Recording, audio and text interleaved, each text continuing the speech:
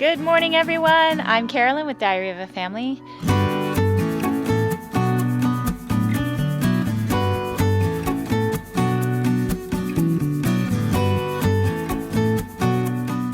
Our friends Hope and Richard Marks are gonna hang out with us. We're headed into Marion, North Carolina, and we're gonna check out the historic Carson house. This is the historic Carson house right behind me here. So beautiful back here. The trees are still green. A lot of the hills around have started to turn orange and red. Listen. All the bird noises are so pretty here. This place would be a nice place to have a picnic. If you get more voices. Edison, listen. Pretty birds. They're talking to each other. One's in that tree, the other's in that tree. And they're talking back and forth? Yeah. I think they're talking about how nice their song is. Probably. Built in western North Carolina in 1793 is the Carson House, one of the oldest standing structures in the city of Marion.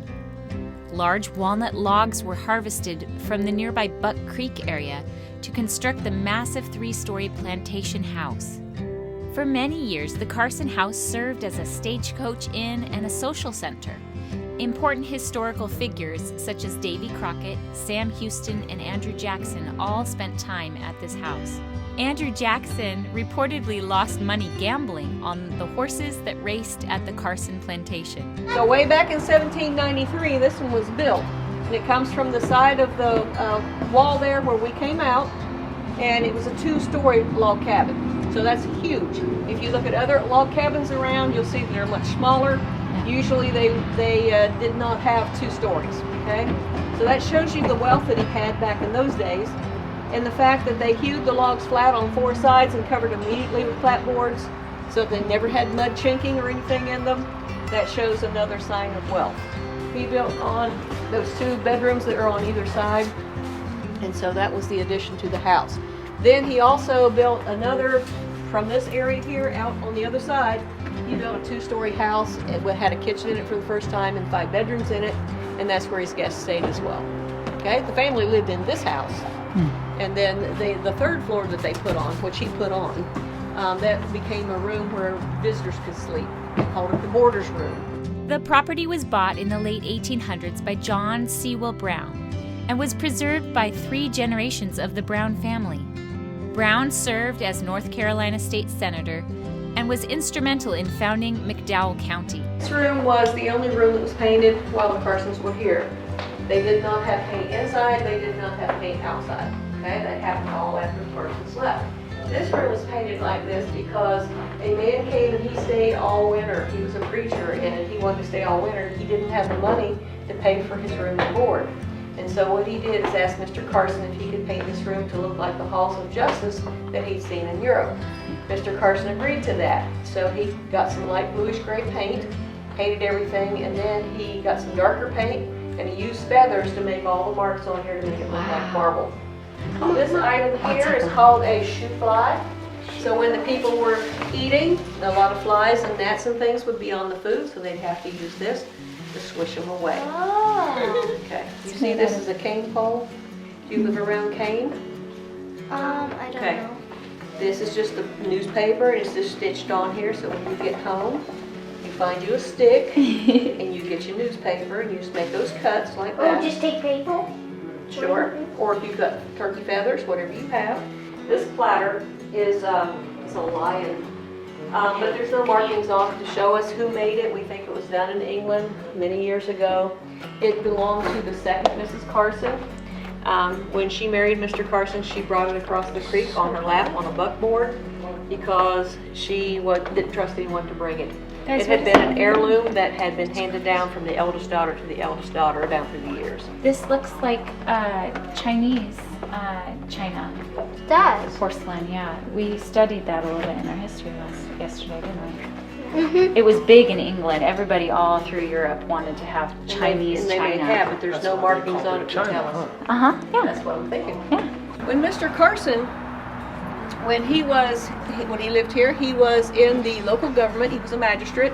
which meant that part of his job was to go out and get taxes from the local folks who lived here. This was the frontier back in those days. Okay, they had horse races, they had fox hunting, they had all kinds of things that they had done in Europe, and they just brought all those customs over here. The North Carolina General Assembly said that anything that had to do with government would happen right here in this cabin, right here in this room. That's interesting. Okay? It is interesting. Wow. This was their old-fashioned bathroom. This is Mr. Carson's personal bathroom layette.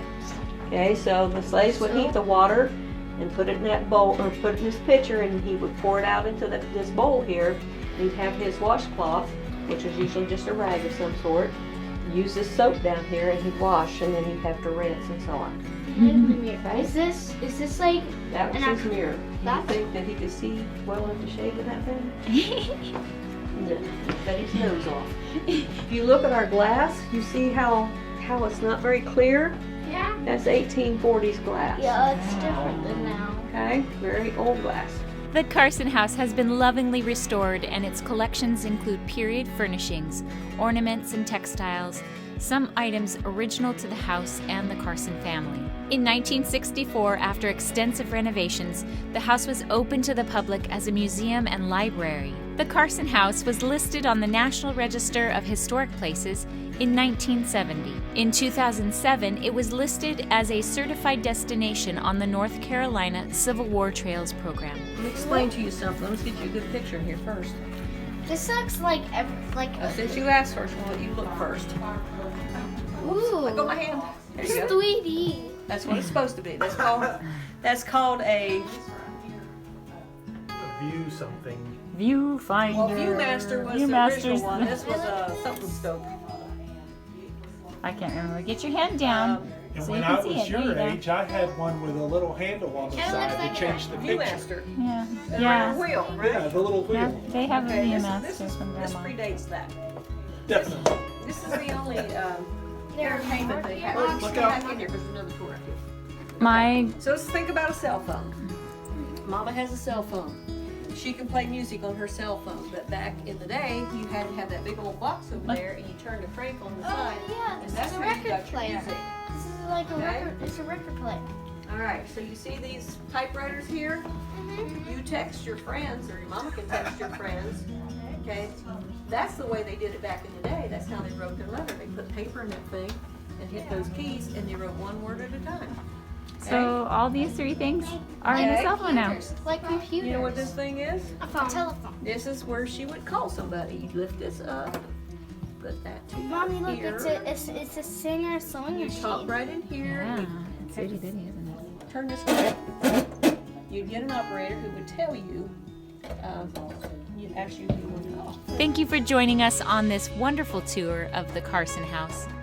If you want more information about this historical site, check the link that we've placed in the description below. Thanks so much for watching, and as always, live life intentionally.